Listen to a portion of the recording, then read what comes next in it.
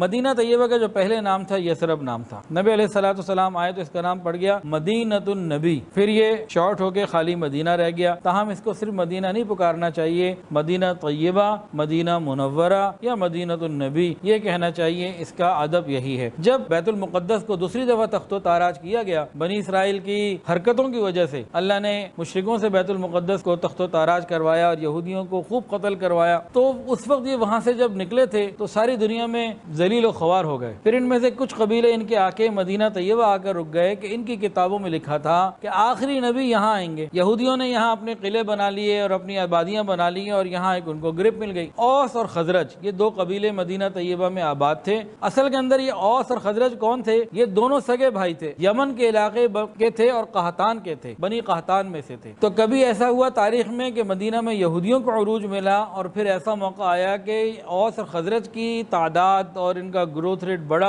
اتنا بڑا، اور ساتھ ایک واقعہ بھی ہوا کہ جس کے بعد اوس اور خزرج کو اقتدار زیادہ مل گیا۔ یہودیوں کا جیسا اقتدار تھا نا مدینہ میں، اور اوس اور خزرج جو ہے وہ ان سے ڈر کے ان کے حلیف تھے، اس وقت یہودیوں کے اندر ایک شخص تھا انتہائی بدفطرت اور غلیظ، ویسے تو سارے کے سارے غلیظ ہیں، اور مسلمانوں کی دشمنی میں قرآن مجید کے اندر آتا ہے لَتَجِدَنَّ أَشَدَّ النَّاسِ عَدَاوَةً لِلَّذِينَ آمَنُوا الْيَهُودَ، قرآن کے اندر کھلا اللہ نے فرما دیا کہ ایمان والوں سے سب سے زیادہ جو دشمنی کرنے والے ہیں وہ یہودی ہیں۔ اس کا نام تھا فطیون، یہ بہت ہی بدماش اور عیار قسم کا اور بدکار قسم کا آدمی تھا۔ جب اس کو قوت ملی، اقتدار ملا، اس نے وہاں کہہ دیا مدینہ میں کہ کسی بھی عورت کی شادی ہو تو دلہن پہلے میرے پاس آئے تھوڑی دیر کے لیے، پھر اپنے شوہر کے پاس جائے۔ یہودیوں نے تو اس کو گوارا کر لیا، لیکن انصار کے اندر اس کی قبولیت اتنی نہ ملی۔ تو اس زمانے میں انصار کا ایک سردار تھا، اس کا نام تھا مالک ابن عجلان، یہ کافی پرانی بات کر رہا ہوں، نبی علیہ السلام سے پرانی بات ہے یہ۔ تو اس کے بہن کی شادی تھی، وہ شادی والے دن جو ہے نا بے پردہ باہر نکلی، اس کو غصہ آ گیا، تجھے شرم نہیں آتی؟ وہ کافر ہے، بت پرست۔ اس نے کہا کہ یہ تو تھوڑی بات ہے،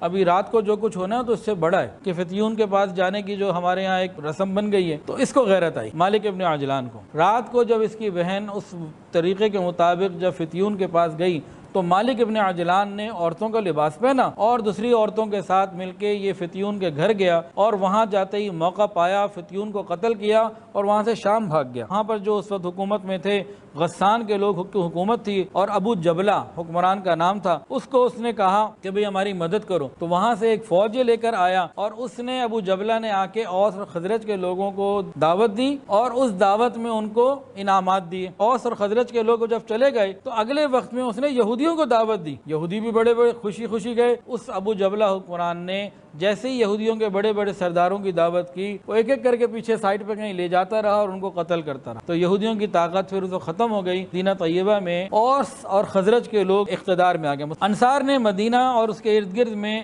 کثرت سے چھوٹے چھوٹے قلعے بنا لیے۔ انصار سے مراد کون؟ اوس اور خزرج کے لوگ۔ اچھا، ایک بڑی مدت تک تو یہ دونوں قبیلے آپس میں متحد رہے، لیکن لڑائی کے بغیر عربیوں کا اس زمانے میں گزارا نہیں ہوتا تھا، عرب قوم کا لڑنا شروع کر دیا، اور جب لڑائیاں ہوتی تو بے حساب اور بہت زیادہ، اور آخری لڑائی تو ان کی ایسی ہوئی جس کا نام ہے بعاث، اس میں تو اتنے لوگ مرے کہ دونوں طرف کے جو لڑاکا جنگجو لوگ تھے تقریباً سارے ہی مر گئے۔ تو اس موقع پہ ان لوگوں نے قریش کی طرف لوگوں کو بھیجا کہ بھئی اب ہمارے ساتھ مدد کریں۔ یہودی وہاں کثرت سے آباد تھے مدینہ طیبہ میں، اور مدینہ طیبہ میں یہودیوں نے مختلف مدارس بنائے ہوئے تھے جن کا نام تھا بیت المدارس، اور وہاں یہ تورات کی تعلیم دیا کرتے۔ اور انصار جو تھے یہ جاہل لوگ تھے، وہ صاحب کتاب اور صاحب علم تھے، تو ان کا اثر یہ لیے ہوئے تھے اور ان کو بڑا سمجھتے تھے اور جانتے تھے۔ اور دوسرا، یہودی ان کو کہتے رہتے تھے کہ آخری نبی آنے والے ہیں، اور جب وہ آئیں گے ہم ان پر فوراً ایمان لے آئیں گے، اور اس کے بعد تمہیں قوم ارم کی طرح مٹا کے رکھ دیں گے، تمہارا نام و نشان بھی کوئی نہیں ہوگا۔ اوس اور خزرج کے پاس دین تو نہیں تھا، لیکن یہودیوں کے ساتھ تعلقات کی وجہ سے ایک آنے والے نبی کا انتظار تھا، اور اسی میں انصار میں ایک شخص تھا سوید ابن صامت، جو شاعری میں بھی بڑا بلند تھا اور جنگجو بھی بہت زیادہ تھا۔ کے بعد حضرت لقمان علیہ السلام کی کچھ نصیحتیں لکھی ہوئی تھی، وہ لوگوں کو پڑھ پڑھ کے سناتا اور اپنے اندر ہی سمجھتا تھا کہ خدائی کلام ہے۔ تو یہ مکہ پہنچا، نبی علیہ السلام کو اس کی خبر ملی، نبی علیہ السلام اس سے ملنے پہنچے، تو اس نے نبی علیہ السلام کو بھی حضرت لقمان کی نصیحتیں سنائی۔ نبی علیہ السلام نے سنی اور سن کے فرمایا کیا اس سے بہتر نہ تمہیں سناؤں؟ سنائیں۔